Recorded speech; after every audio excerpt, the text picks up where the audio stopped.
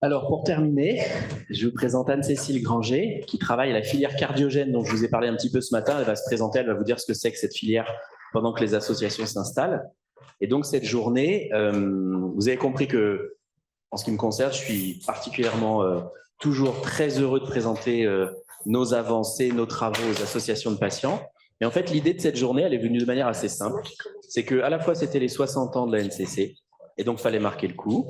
Et avec Marie-Paul, vous avez bien compris qu'il y a quelques années, j'étais très content d'avoir son soutien pour développer ses premiers projets de recherche, la toute première étude de qualité de vie. On avait récolté 20 000 euros. C'était pas énorme, mais c'était la toute petite. Voilà, on avait démarré le top départ de cette étude à une AG de Marseille. Et donc, c'était important. Et à force de présenter ces travaux aux différentes associations, puisqu'il y en a 3 présentes ici, je me suis dit pourquoi ne pas essayer de vous mettre toutes les 3 ensemble. Et déjà qu'on vous présente ces travaux, c'est un peu aussi, je pense, dans la veine de ce que veut faire notre filière maladie rare cardiogène. Donc, moi, je suis très heureux de vous voir tous les 3 réunis. Vous allez vous présenter. Le but après, c'est peut-être de discuter sur justement la place des associations par rapport à tout ce que vous avez entendu aujourd'hui. Qu'est-ce qu'il faut faire de mieux? Qu'est-ce qu'il faut faire de différemment? Voilà, pendant que vous vous installez. Donc, dans l'ordre, on va faire d'abord Petit Cœur de Beurre, puis les liens du cœur, et on terminera, parce que c'est leur anniversaire, et que des fois Marie-Paul est bavarde, je la connais, on terminera par la NCC. Il faut qu'on soit pile à 17h, puisqu'après l'amphithéâtre qui nous est prêté ferme à 17h15, dernier délai. Je me suis engagé, voilà. Et surtout, ne touchez pas le micro, parce que non, mais il faut que tu viennes m'aider pour la technique, parce que ça oui, Romane. Ah oui, Romane est partie pile poil à ce moment-là. Et donc, je laisse Anne-Cécile Granger se présenter. Merci Anne-Cécile d'être venue exprès, parce qu'elle habite loin. Mais merci Pascal, merci de m'avoir invitée. Je suis ravie effectivement d'être présente aujourd'hui. Donc moi je suis chargée de mission en éducation thérapeutique de la filière cardiogène. Alors la filière cardiogène, je ne sais pas si vous en avez entendu parler, mais en quelques mots, c'est une filière donc de santé maladie rare qui se consacre, qui coordonne, qui pilote et rassemble tous les acteurs qui prennent en charge les patients qui sont porteurs d'une cardiopathie héréditaire et rare. Donc, de ce fait, il y a évidemment les associations qui sont un des axes très importants pour cette filière. Et aujourd'hui, le fait qu'elles soient réunies ensemble, c'est un message extrêmement positif. Donc, merci pour cette journée.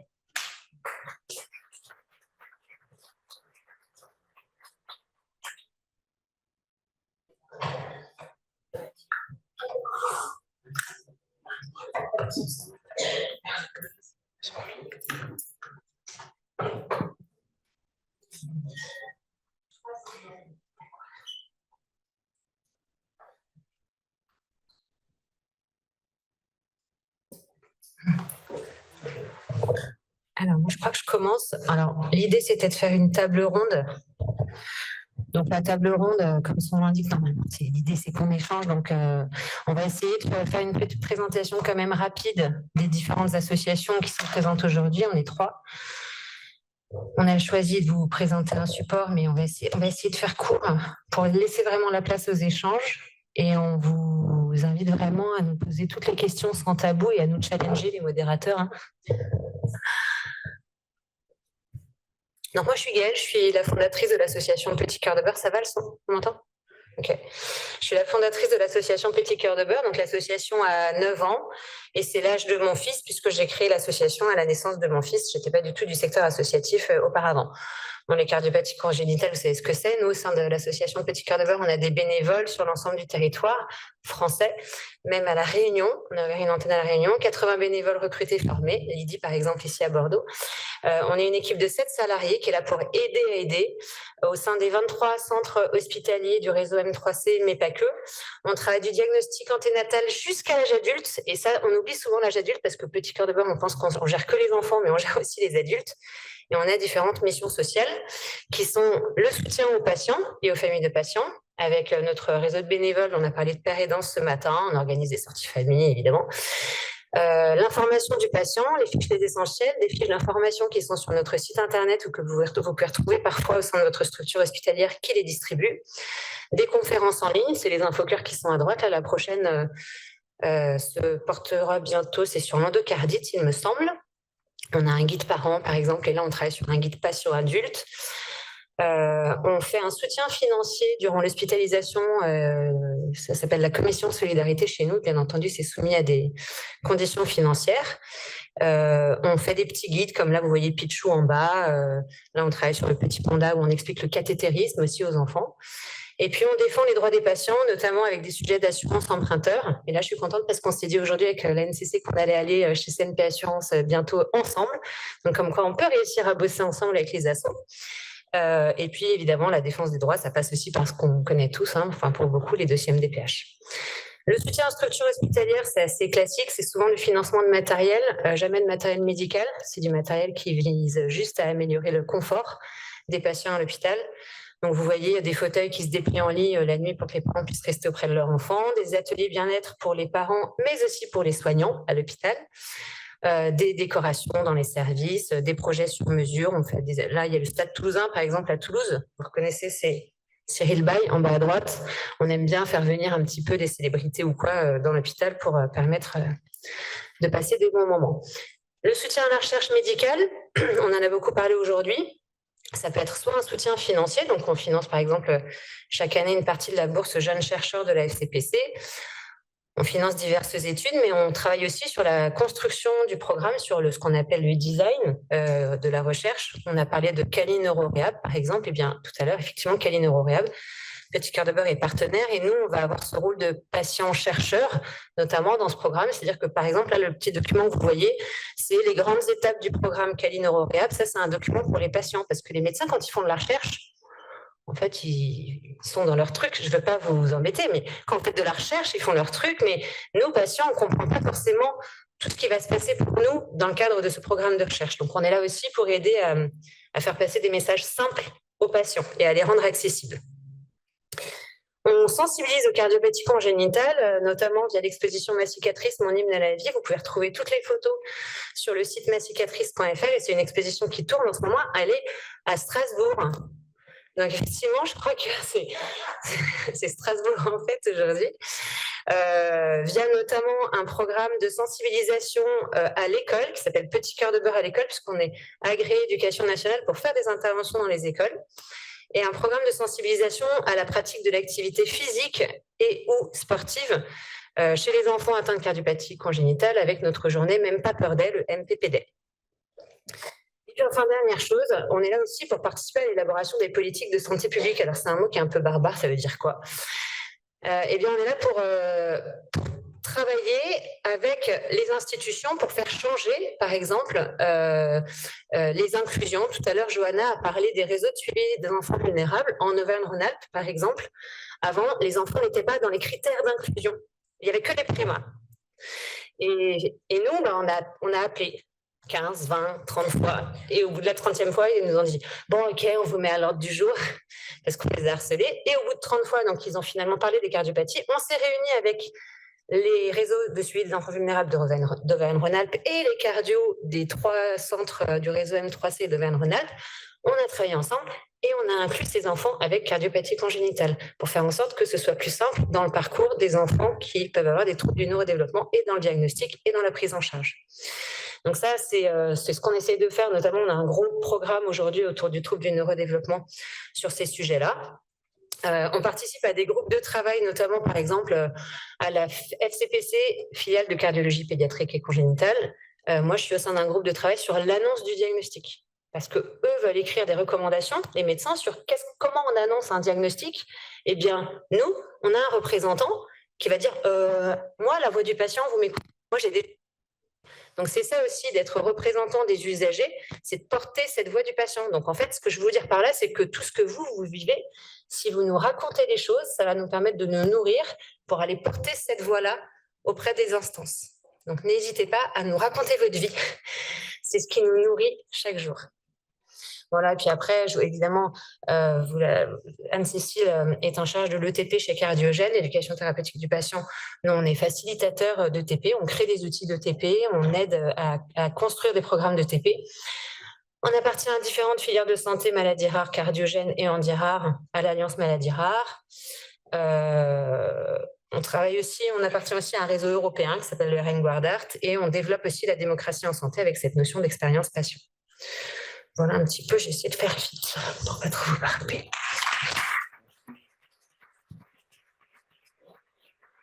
Merci, Gaëlle. De rien. Est-ce que peut-être on présente les trois Ça, Marie, filles, puis après on fait les... Ouais. Parfait.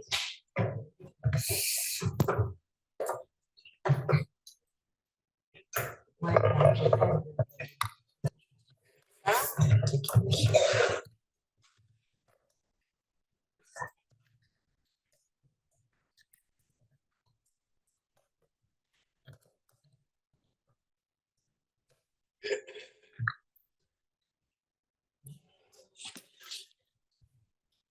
Ça marche ou pas? Non. Si, ça marche. Ouais. C'est ça?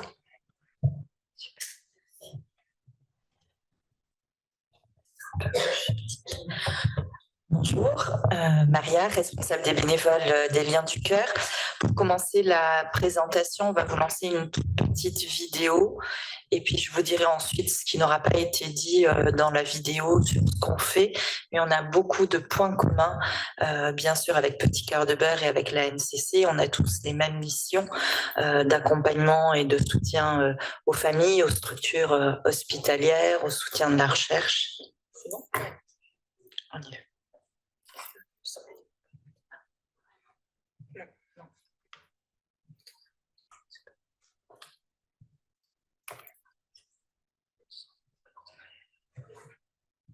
Je sais pas si c'est directement là-bas qu'il faut régler ça. Cherchez Romain. Je regarde si c'est l'ordinateur. Je peux regarder sur l'ordinateur, je pense. C'est pas sur l'ordinateur ou pas. Regarde. Tu l'as trouvé où? Non, pas moi. Peut-être que c'est celui-là. Voilà. Ça sort d'ici, mais c'est pas grave. Je vais le mettre au maximum.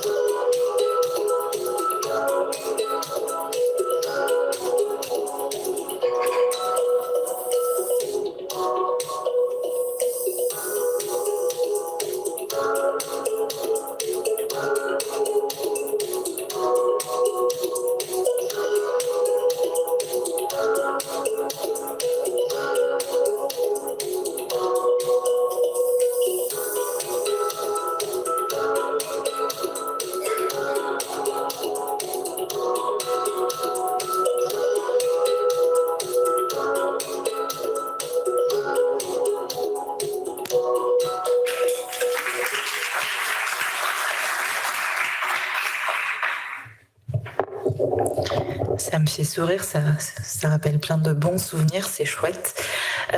Alors, je vais essayer d'aller vite. Les Liens du Cœur, qui on est une association qui a la particularité de réunir des patients, des parents de patients, des médecins, des soignants, des bénévoles et des entreprises partenaires, et tous dans le même objectif, c'est mettre du lien dans le soin.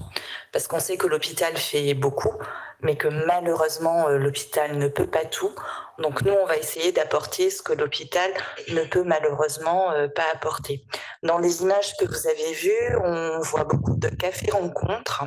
Les cafés-rencontres, c'est une de nos missions phares où 2 jours par semaine, on tourne dans la totalité du service, y compris en réanimation et aux soins intensifs. On propose des petites boissons, des petits gâteaux aux patients et aux familles également, et aux soignants. L'idée, c'est d'avoir un espace d'échange avec eux, avec quelqu'un qui ne soit pas en blouse blanche.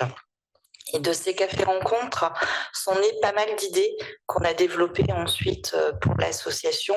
C'est vraiment pour nous le meilleur moyen d'aller à la rencontre du besoin des patients quand ils sont à l'hôpital, et des échanges qu'on a avec les familles. Par exemple, est né il y a, alors il est sorti il y a quelques mois, mais on a commencé à travailler dessus il y a 2 ans, un petit livret qui est disponible dans le hall et que je vous encourage à prendre si vous ne le connaissez pas.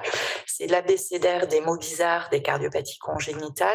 C'est une suggestion qu'on a eue de parents pendant les cafés. On a créé un groupe de travail avec Anne-Cécile qui était là, avec des patients, des parents de patients, des médecins, et ça aboutit à ce petit livret. Dans les actions phares qu'on a aussi, vous avez vu les ateliers bien-être qui sont proposés là aussi aux patients, aux familles et aux soignants. Pour nous, c'est vraiment important de pouvoir prendre soin des soignants pour qu'ils puissent bien prendre soin de nos enfants et des adultes quand ils sont dans le service. Donc, on a plusieurs intervenants bénévoles qui proposent du Reiki, de la sophrologie. On a notre sophrologue qui est là aujourd'hui, du Hamasi et voilà, plein d'autres choses. Notre programme Sport Santé, on en a beaucoup parlé ce matin, de l'activité physique adaptée. Pascal a dit qu'il voulait lancer les consultations APA, activité physique adaptée. Et pour lancer ça, il faut des moyens et l'hôpital n'a pas de moyens. Donc, les Liens du Cœur a levé des fonds et continue à lever des fonds pour financer ce programme Sport Santé qu'on appelle Muscle ton cœur, comme notre journée de sensibilisation. Ce programme, c'est quoi? C'est de permettre aux enfants opérés du cœur dès qu'ils sont, après l'opération, pendant qu'ils sont à l'hôpital, de bénéficier d'un coach APA pour reprendre une activité physique adaptée pendant leur séjour à l'hôpital, et de continuer cette activité physique adaptée de retour à la maison pendant 1 an, et de pouvoir ensuite exercer une activité physique dans un club de sport qui va pouvoir proposer cette activité physique adaptée. Donc, on a noué des partenariats avec, par exemple, le club de tennis de Villeneuve-d'Ornon, le club de rugby de Pessac. Pessac, je ne dis pas de bêtises. C'est un programme qui coûte 1 500 € par enfant par an.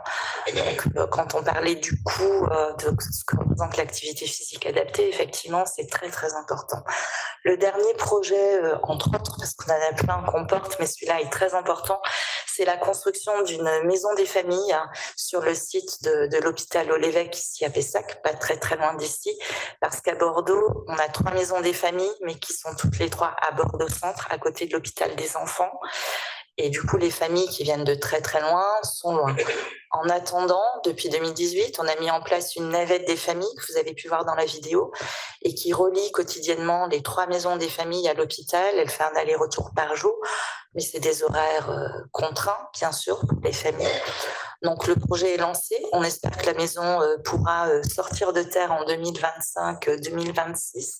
On travaille très activement dessus avec toute l'équipe du CHU de Bordeaux pour en faire pas seulement une maison hôtelière avec une 40aine de chambres, mais aussi une vraie maison de vie avec une salle pour l'éducation thérapeutique, avec une salle pour la réadaptation, avec des espaces communs.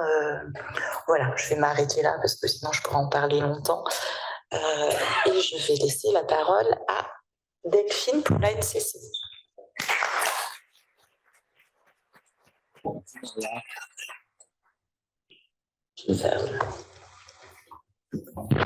Merci.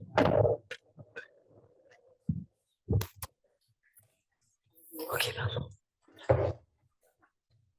Je vais piter.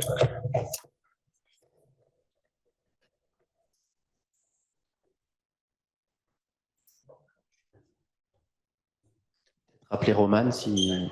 Parce que je ne vais pas savoir le faire. Elle est là. Attends, non, je crois que c'est bon. Il va falloir qu'elle m'apprenne parce que c'est pas la très compliqué. Mais...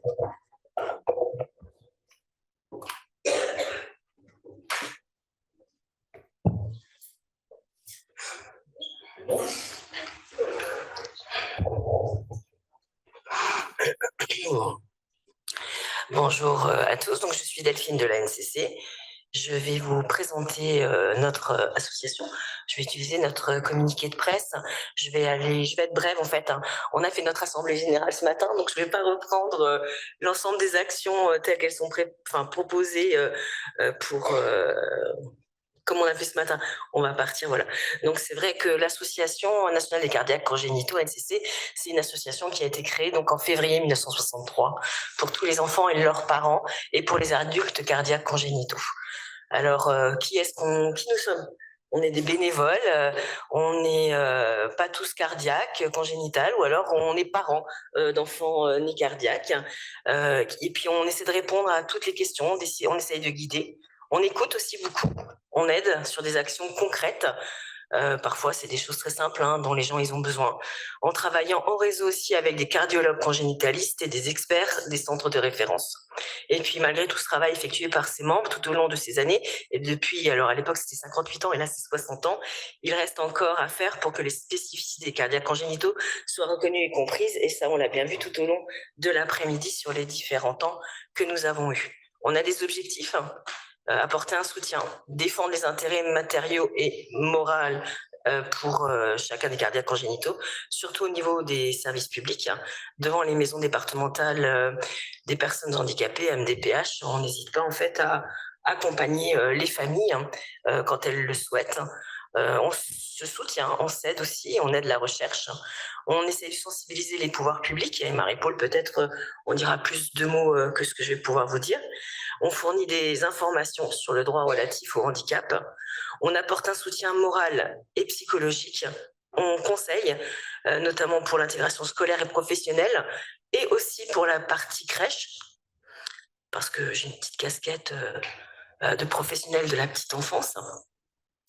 Voilà, c'est pas rare qu'on ait quand même des enfants cardiaques congénitaux aussi qui nous arrivent en crèche, et encore heureux.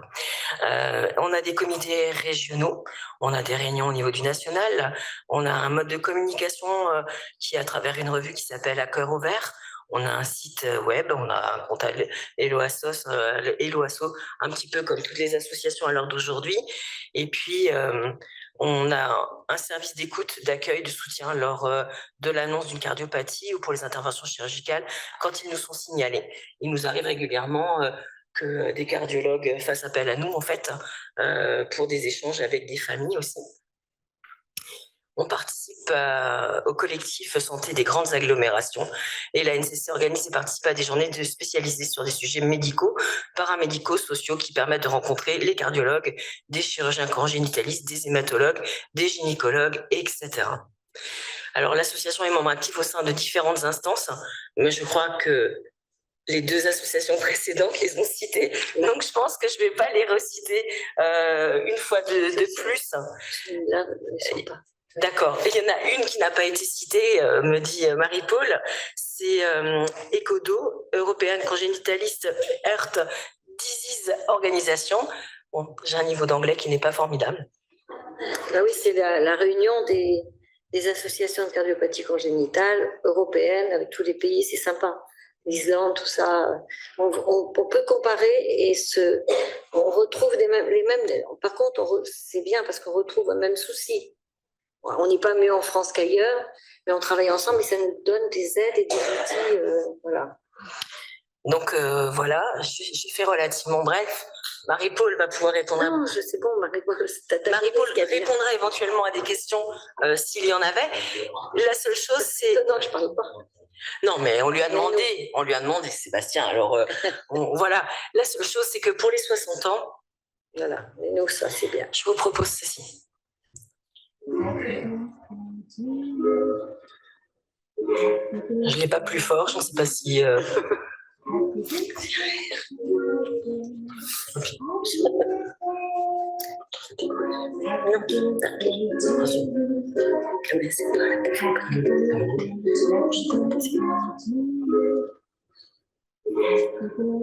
Donc quelques années, quelques actions, plus ou moins exhaustives, hein, mais c'est quand même 60 ans. Et puis en plus, c'était le Moyen-Âge. Hein. Ça n'a rien à voir. Hein. Et on a démarré avec des crayons de papier et des feuilles, quoi. On est à l'ordinateur. C'est quand même formidable, hein, on en reparlait ce matin. Voilà. Donc voilà, c'est les 60 ans de la SCC.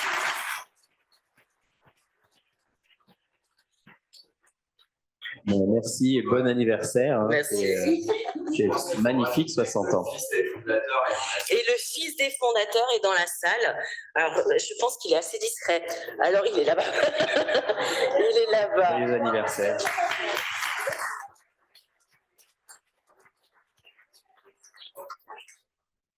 Si vous êtes d'accord, je propose peut-être que les assos vous mettiez là-bas, derrière les micros. Hein, puis reproduisez une pseudo-table ronde. Je reste.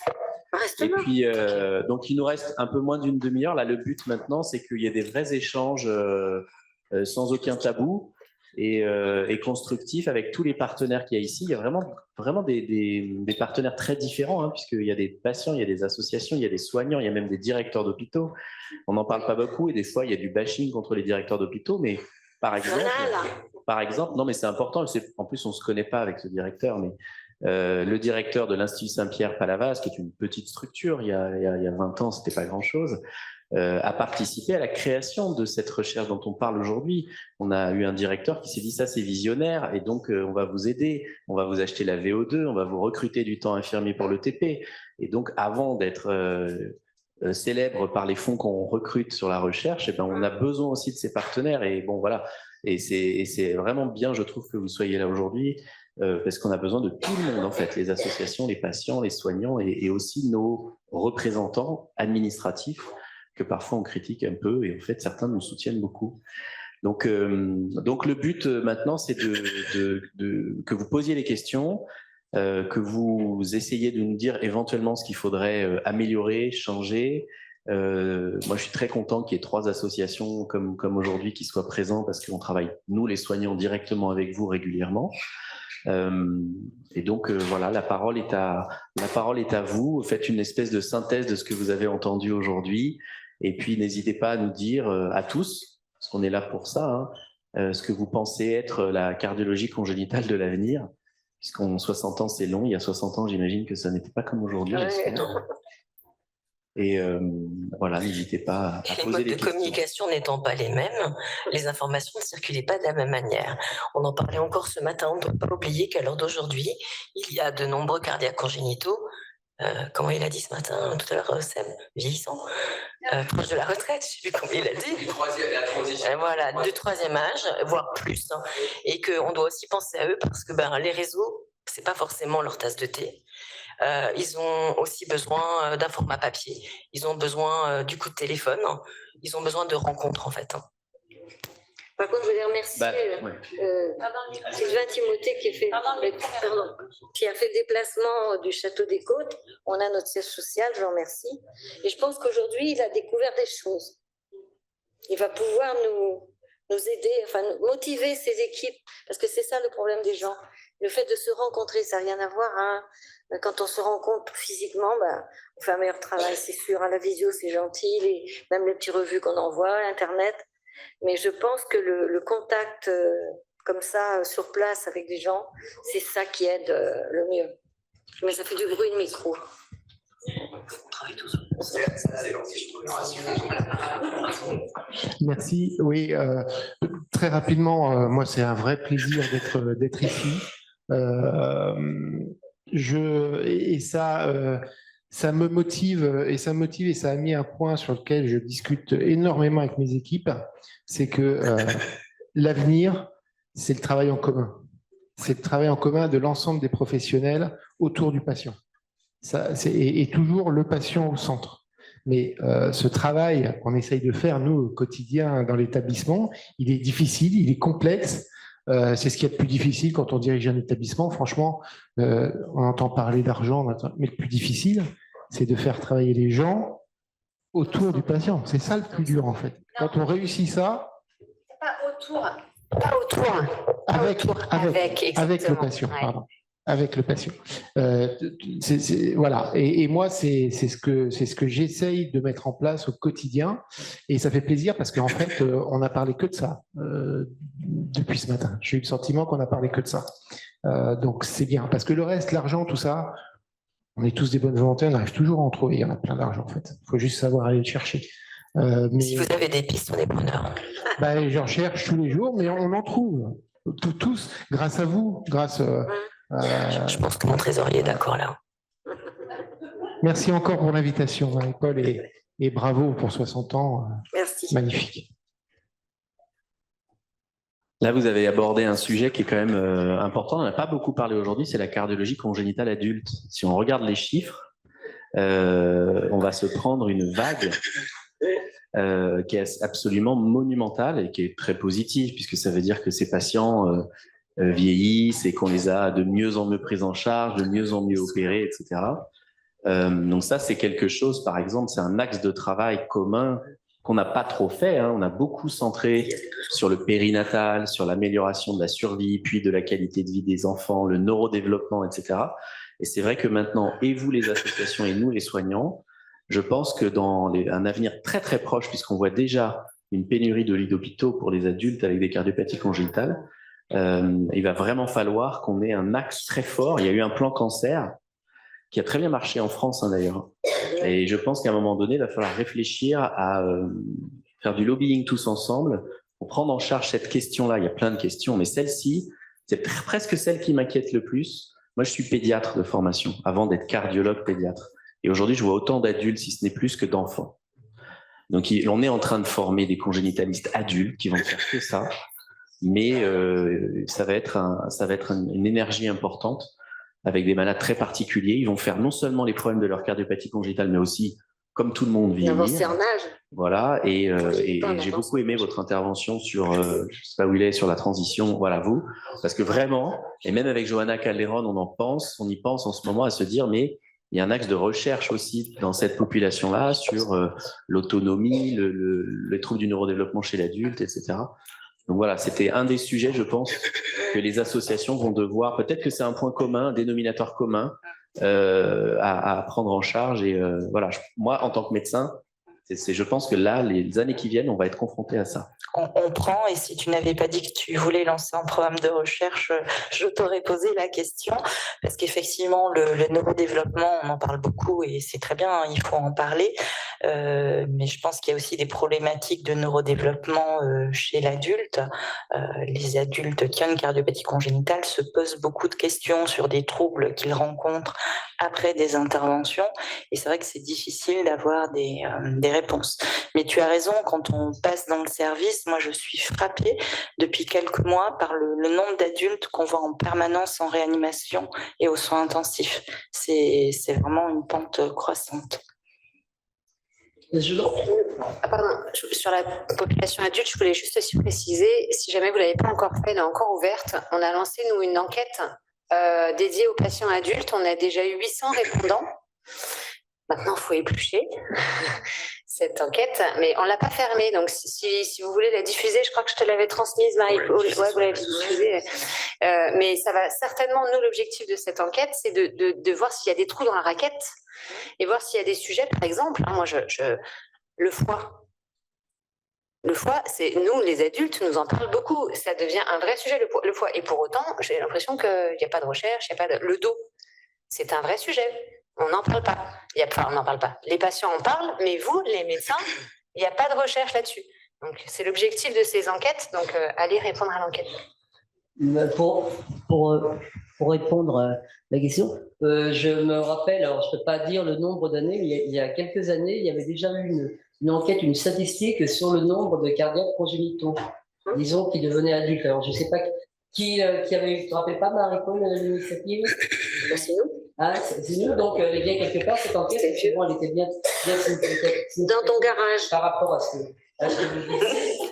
Parce qu'elle fait des documents. Et d'autre part, je pense qu'à un moment donné, enfin, si mes souvenirs sont un peu exacts, c'est quand même grâce, disons, à la PHP, enfin, pour ne pas la citer, N2.C, c'est ça, ou M3C. que sont venus, disons, on ne va pas reprendre l'histoire, mais on est bébé, après on grandit, on est ado, on quitte les parents, et après, basta, je suis guéri, etc. Et c'est là que vous avez récupéré un certain nombre de jeunes adultes qui ne se faisaient pas suivre.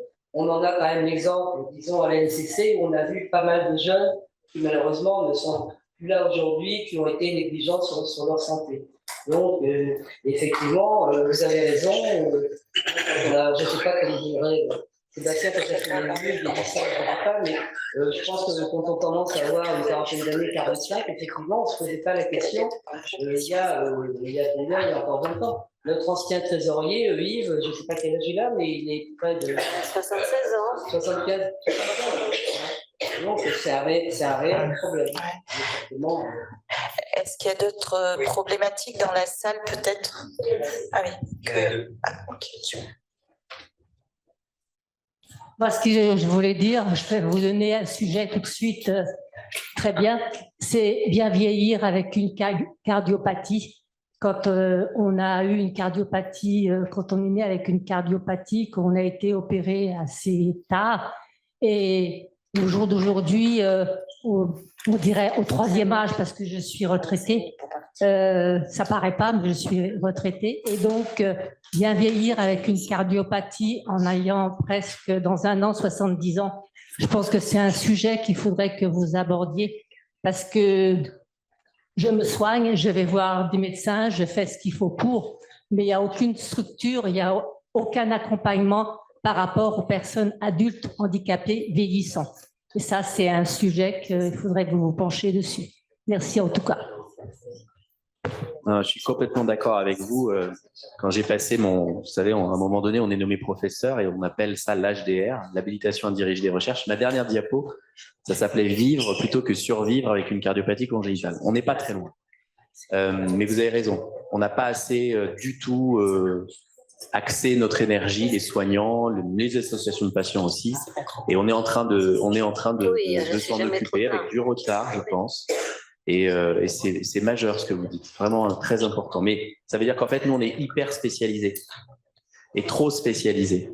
Moi, je ne sais pas m'occuper du foie, du dos, etc. Donc, on en arrive à des situations où le système de santé a quelques limites. Et donc, il va falloir rajouter autour de nous d'autres professionnels pour poser des médecins de rééducation fonctionnelle, des neuropsychologues, des assistantes sociales. Alors, on en a. Le réseau M3C, il a quand même beaucoup aidé. Donc, c'est 4 centres de référence en France, qui sont l'hôpital Necker pour les enfants, l'hôpital Pompidou pour les adultes, le centre médico-chirurgical Marie-Lannelongue, beaucoup pour la chirurgie enfants et adultes, et Bordeaux, qui a été labellisé un peu plus tard que les autres centres de référence. Et autour de ce réseau des 4 centres de référence qui constituent le centre de référence M3C, vous avez presque une vingtaine de centres de compétences qui ont tous, normalement, les capacités de s'occuper d'enfants et d'adultes. Bon, ça, c'est dans les textes, c'est dans l'organisation, mais il y a beaucoup de travail à faire. Je suis 100% d'accord avec vous et j'espère qu'un jour, on se réunira ici pour ne parler finalement que des adultes avec cardiopathie congénitale. On peut prendre peut-être l'engagement un jour de faire une réunion scientifique, médicale, sociale, etc., avec les associations de patients pour ne parler que de ce sujet-là. Je pense que c'est quelque chose de fondamental. J'ai un commentaire et une question et je vais démarrer avec le petit commentaire. Je ne sais pas si toutes les 3 associations sont au courant de Global Alliance for Congenital Heart Disease qui a démarré l'année dernière en Amérique, qui a repéré donc 80 organisations seulement qui existent pour le soutien des patientes, donc pour le congenital heart et le rheumatic heart, parce qu'on est aussi dans les pays en voie de développement. Et je pense qu'il est vraiment très intéressant, les liens du cœur connaît parce que je fais partie des liens du cœur, mais il est vraiment très intéressant de connaître ce qu'ils font. Je ne sais pas si vous avez été en contact avec eux, c'est une question. Non. Non, voilà. Nous, chez Petit Cœur de Beurre, on appartient au réseau à l'IRN Guardert. En France, vous avez des filières de santé maladies rares. Et en Europe, c'est organisé de cette façon-là. Donc, dans les ERN, il y a des IPAG. Et ces IPAG, il y a un collège association. Et dans ce collège IPAG Guardert, il y a un collège cardiopathie congénitale. Donc maintenant, moi, je suis en contact avec d'autres associations sur les cardiopathies congénitales en Europe. Oui, c'était ça le sens de votre question? Oui, je voulais juste vous parler de cette organisation parce que en fait, il fait parler, ça fait qu'1 an et je pense qu'il est intéressant que vous les connaissez, que vous les regardez, le Global Alliance for Congenital Heart Disease est soutenu par le Adult Congenital Heart Association, qui est vraiment très intéressante. Ils font des conférences et je pense qu'il serait bien de regarder. Et c'est là où vient ma petite question, c'est que en tant que 3 associations en France, quand vous parlez par exemple des recherches, je sais qu'il y en a plus, mais là, quand vous parlez de faire des recherches et des choses comme ça, comment au niveau de meilleures pratiques, est-ce qu'on est sûr qu'on ne fait pas de doublons entre associations? Comment on peut assurer, il y a tellement de travail pour tout le monde, mais qu'on assure qu'on arrive à bien travailler. Je dis ça parce qu'il y a 17 ans, quand je vivais en Californie, j'ai démarré une association qui s'appelait Global Heart Network. J'y ai donné 5 ans de ma vie professionnelle, ça n'a pas réussi, tout simplement parce que les associations ne voulaient pas collaborer ensemble. Je sais que les choses évoluent, mais tout simplement, j'ai envie de voir que vous collaborez tous ensemble et qu'il y a une ouverture. Pour moi, ça sera vraiment super. Mais comment ça peut se faire quand il y a donc une compétition pour les fonds, comment on peut éviter les doublons pour vraiment pouvoir avancer? En France ou à l'international? En France.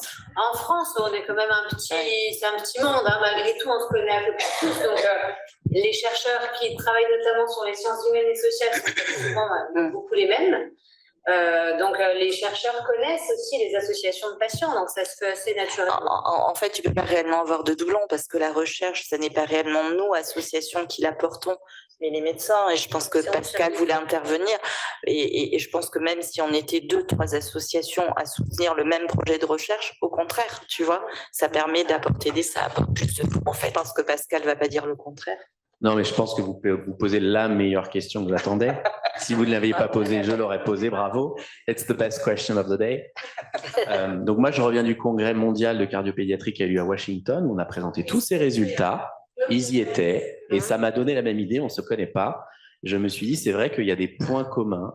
Peut-être, j'en sais rien. Alors la France, ce n'est pas les États-Unis, mais on a des moyens de levée de fonds assez importants. C'est vrai que je pense qu'elle a raison. Si des associations se mettaient autour de la table sur 1, 2, 3 projets communs en disant, bah voilà, cette année, on va faire une bourse de fellow pour qu'il aille se former en cardiologie congénitale adulte dans le meilleur centre, je ne sais où. Ensuite, il revient ici, c'est des exemples. Si les 3 associations se mettent de côté ensemble en disant on va lever des fonds pour un projet qui sera, mais il faut que ce soit du commun, sur une bourse de recherche, sur un axe de recherche sur lequel ils souhaitent aller. C'est un peu comme ça fonctionne, j'ai bien compris, ce système. Ça peut aller plus loin, c'est-à-dire se mettre à plusieurs pour faire changer les décisions politiques aussi. Il y a cet aspect-là. C'est du lobbying. Et c'est vrai qu'on est un tout petit monde des cardiopathies congénitales. Dans l'immensité de la santé publique en France, en tout cas, ou en Europe, on est un tout petit monde, mais on coûte très cher. Ce sont des patients qui coûtent très cher à la société, donc on peut être entendu. Et on est un modèle de progrès. Ici, vous avez Francis Fontan qui a inventé une chirurgie aujourd'hui qui est mondialement connue. Vous avez les TAVI qui ont finalement été inventés, comme a dit Jean-Benoît tout à l'heure, par des congénitalistes. Donc on peut être écouté. Et je suis complètement d'accord avec vous sur le fait qu'il faut à un moment donné que les associations se rejoignent avec des médecins, etc. C'est cette notion de Global Alliance. Si c'est pas juste un effet de marketing américain, et je pense pas, voilà, je pense que les contacter pour savoir comment ils s'y prennent, dans le terme de mécénat, de soutien de projets de grande envergure, ça peut être quelque chose. Effectivement, vous êtes quand même 3 assos qui sont écoutés, et je pense, c'est pas pour... moi, je soutiendrai, en tout cas personnellement, parce que j'adore travailler avec ces 3 associations-là, et je travaille avec d'autres associations. D'ailleurs, moi, je ne fais pas que du congénital, les long, les cardiomyopathies, etc. Et c'est vrai que c'est toujours un plaisir parce qu'il y a des... Voilà. Et je suis contre le doublon. Non, mais l'association européenne, la ECDO, c'est le principe aussi. C'est pour ça qu'on ne s'est pas rencontrés pendant des années, Covid, etc. Mais normalement, on se rencontrait tous les ans dans un pays différent et chacun apporte ses méthodes et comme ça, on avance vraiment plus. Enfin, on a des idées qui arrivent et des conseils qu'on a et ça, on partage. Mais vous avez raison, les associations devraient travailler plus en réseau, comme les médecins, comme les hôpitaux et comme tous les centres qui existent. Bon, merci. Est-ce qu'on peut dire, Anne-Cécile, que c'est le mot de la fin? Eh ben, je pense, oui. En tout cas, c'est une journée ultra positive de vous voir réunis et puis voilà, avec des perspectives à venir et du coup, à renouveler, je pense. Vraiment. Oui, on peut prendre rendez-vous. Et on a déjà des choses. Et puis, tu connais la filière cardiogène. Cardiogène est aussi là pour nous aider. Tu vois, tu te dis comment on peut. Peut-être que c'est à Cardiogène de nous réunir à la journée des assos cette année et de dire OK, comment on porte ce projet-là, parce que ça va falloir qu'on le fasse avec les patients et les professionnels de santé. À Cardiogène. C'est que on est dans une question qui est assez générale. On parlait de On y va. on n'est pas vraiment parler de l'association. C'est pas sans décaire, c'était on était les C'est définitivement terminé. This period is over. C'est fini. C'est fini. C'est fini dans la tête des médecins, c'est fini dans la tête des directeurs d'hôpitaux et c'est fini dans la loi. Donc il n'y a même plus de débat. C'était une autre époque et voilà. Merci à tous. On va vous inviter à quitter l'amphi parce qu'il faut vraiment qu'à 17h15, on ait quitté le bâtiment. Merci beaucoup.